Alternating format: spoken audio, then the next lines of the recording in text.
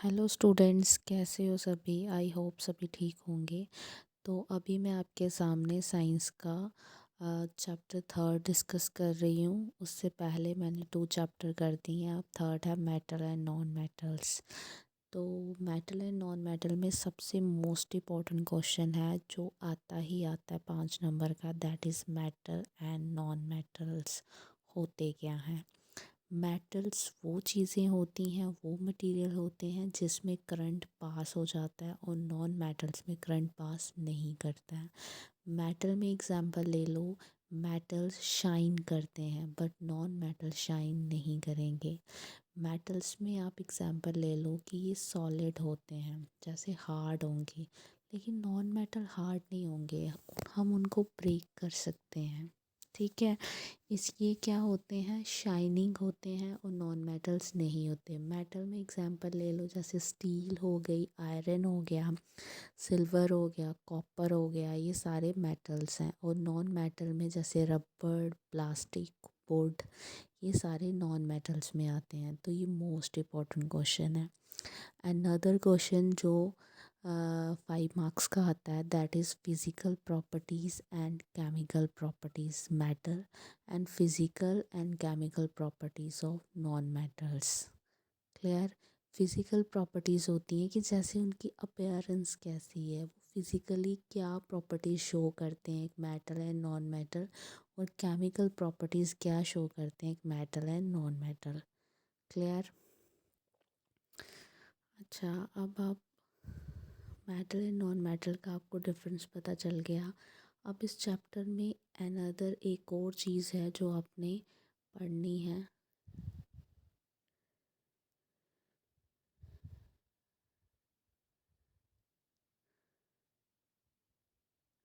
अब देखो, जो उसकी फ़िज़िकल प्रॉपर्टीज़ हैं वो ये हैं कि उसका बॉइलिंग पॉइंट, मेल्टिंग पॉइंट एक मेटल का ज़्यादा होगा और नॉन मेटल का कम होगा।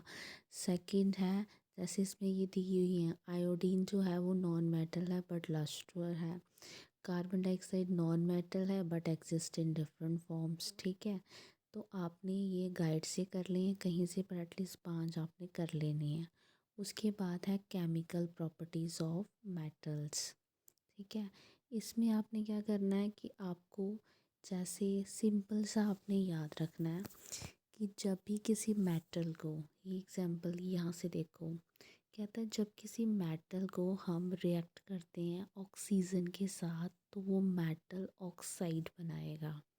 बस आप जर्नल भी लिख के आओगे तो भी चलेगा।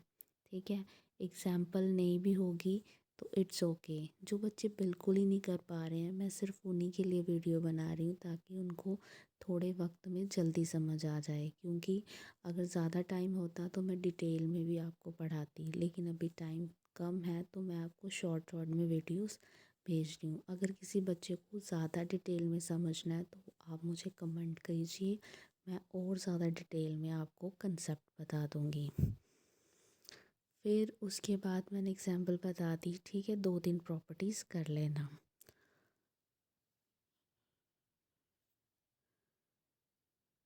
फिर जब मेटल एक ऑक्सीजन से साथ करेगा तो ऑक्साइड बनाएगा, अगर मेटल वाटर के साथ रिएक्ट करेगा तो वो क्या बनाएगा, मेटल हाइड्रोक्साइड बनाएगा। क्लियर। फिर उसके बाद 2 भी कर लोगे तो बहुत है।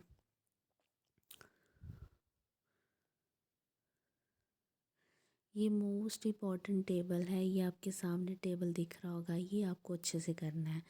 देखिए, जो ज़्यादा रिएक्टिव होता है, potassium, sodium, calcium, magnesium, aluminium, zinc. फिर धीरे धीरे इनकी रिएक्टिविटी कम हो जाती है। रिएक्ट होता है किसी के साथ मिक्स होने की पावर, तो वो जिसके पास कम इलेक्ट्रॉन, बैलेंस शेल में जिसके पास 1 2 या 3 इलेक्ट्रॉन होते हैं तो वो ज़्यादा रिएक्टिव होते हैं।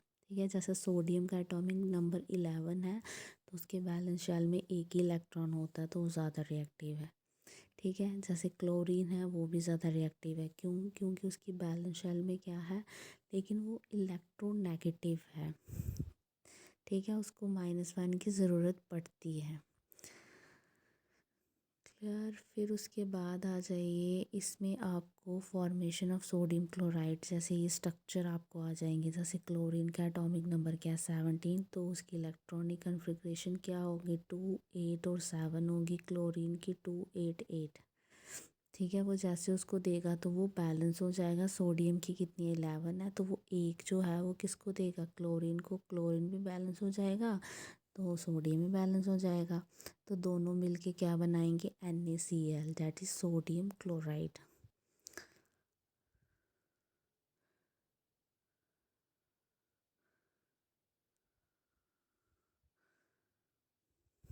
यहाँ से आपको थोड़ी अच्छे से करनी है ओर्स।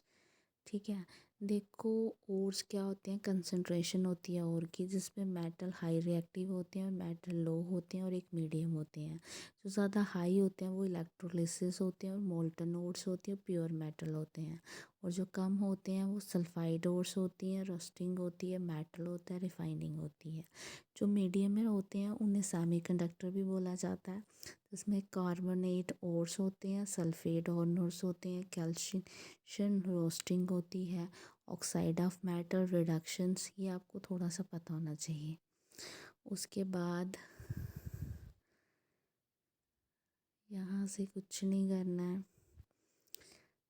रिफाइनिंग ऑफ, ये डेफिनेशन कर लेना इलेक्ट्रोलाइट रिफाइनिंग होती क्या है।